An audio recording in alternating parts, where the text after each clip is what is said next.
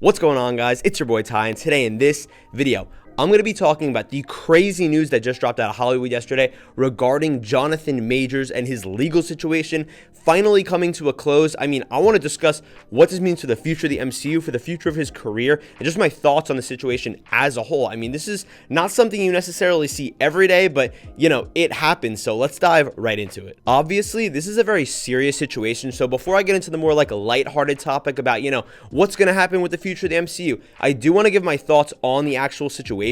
From what I've been seeing on YouTube, Twitter, I feel like everyone's been dancing around giving their own opinion. And honestly, I want to give my own opinion in this video. Everyone's been like, oh, this is just so unfortunate what's been going on. I just want to make one thing clear. Like I said, I want to give my opinion. I think that Jonathan Majors, now that he's been found guilty, is a terrible person. And I am more than happy that he is being punished for what he's done. I'm just going to be honest with you.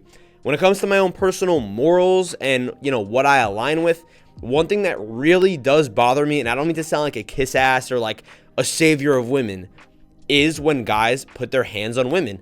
As someone with a mother, as someone with a girlfriend of multiple years, it just bothers me that, especially if you guys know what Jonathan Majors looks like, I'll put up a picture here. The guy's huge, he's jacked. The fact that he'd even think that it would be fair for him to hit her or assault her like that is unbelievable.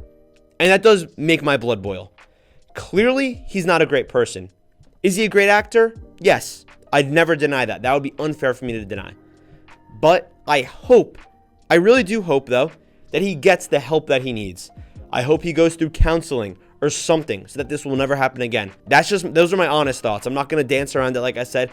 Those are my thoughts. I hope he gets the help he needs, but I am happy that he's being punished. I'm happy that Marvel fired him, and I'm happy that now we can move on from this and move on to the more lighthearted thing. I know I never really get serious in videos, but honestly, it does bother me that his girlfriend had to go through this. So like I said, let's just move on to the more lighthearted topic. So yeah, in case you guys can't tell, I'm not exactly a lawyer. I'm an engineering student, but I'm not a law student, so can't really give you any more information or really more in-depth, thoughts about the legal situation. Don't know that much. It's settled. But what does this mean for the future of the MCU? Because that is definitely something that I have my master's degree in. Basically, let's start with the obvious thing here, the elephant in the room.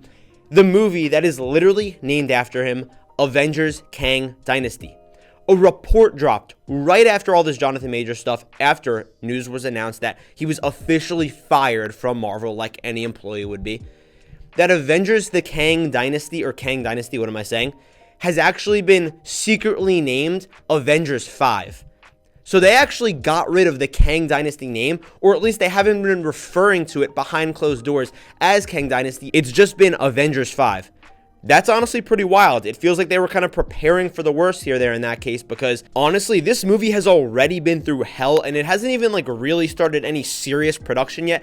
It already got a director change from the Shang-Chi director to nobody as of right now. It already got a writer change. So yeah, things are really moving behind the scenes at Marvel, and it just feels like we are just so in the dark when it comes to any information about the plot of this movie, because honestly, that's been an issue with the MCU recently that everyone's been complaining about, how nothing's felt connected. So yeah, obviously, we're not going to know the plot of this movie. How would we? So where does this leave us with Kang? Obviously, he was supposed to be the next big bad of the MCU, just like Thanos. He was going to follow in his footsteps, and apparently it was going to be an even bigger scale, obviously, because now we're diving into multiversal stuff, which is so cool. We're seeing all his variants in the post-credit scene of Endgame. Not Endgame, Quantumania. God, I'm thinking of Thanos over here. And obviously, he's the villain of Quantumania. But this is where we start to see the cracks with Kang, because in Quantumania, a movie that was poorly received for many reasons, Kang was beat in his first movie by Ant-Man. Does that make any sense to you guys? I was strongly against that. That was my first complaint when I left the theater. I was shocked that Ant-Man wasn't killed by Kang, or the Wasp, or Hank Pym. Nobody was killed by Kang. He was just defeated in his first movie.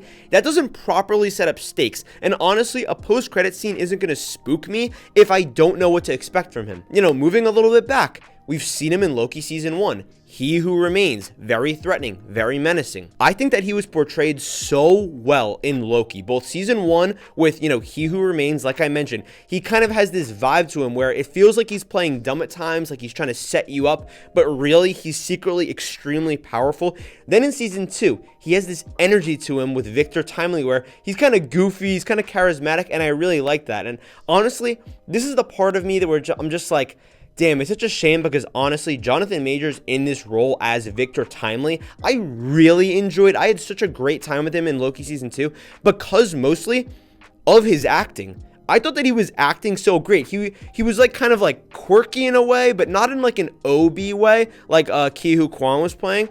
More in just like an interesting way, a curious way. I loved the portrayal of Victor Timely. But again, it's time to move on from that. And of course, we got to see He Who Remains again in Loki Season 2. But the ending of Loki Season 2 is interesting because it kind of left us open-ended with Kang. Was Kang defeated?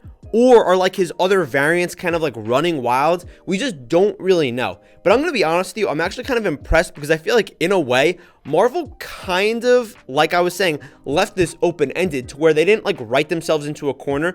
They could always just say, oh yeah, Kang's gone. Loki beat him after he, got all the timelines and branches together. Now he's the god of stories and he runs the multiverse, whatever.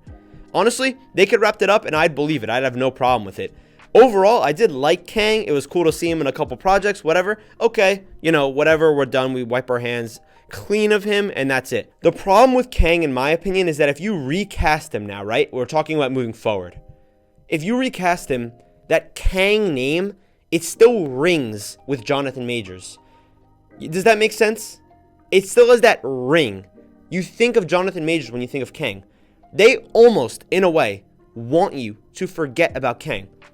Kang was in Ant-Man Quantumania. Barely anyone remembers that movie. Obviously, MCU fans do, but from, a normal perspective of a normal average viewer, they don't care about Kang. Honestly, same thing with He Who Remains. Sure, he was in a Disney Plus show, Loki, a very popular one, but it's still a Disney Plus show at the end of the day. Not everyone is Disney Plus, so, okay, he's been in Ant-Man Quantumania, and he's been in Loki. Honestly, let's just move on at that point.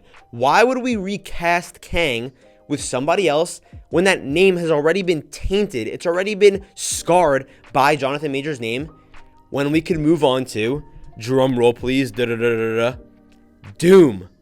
Or someone else really exciting. But honestly, just Doom. Please give us Doom. And that'll set us up directly into Secret Wars so perfectly. In my opinion, we need to pivot away from Kang.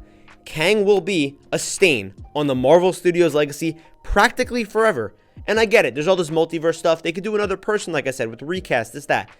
But I think they just need to kind of let it go.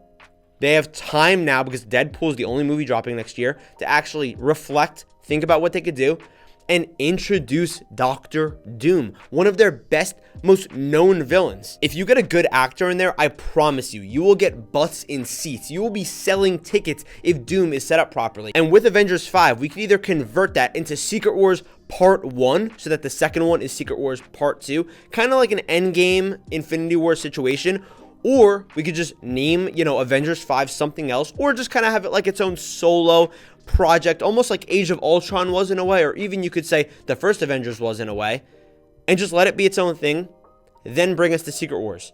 You could use Avengers 5 as almost like a catalyst, as a vehicle to bring our people together, to get that cohesion in the MCU.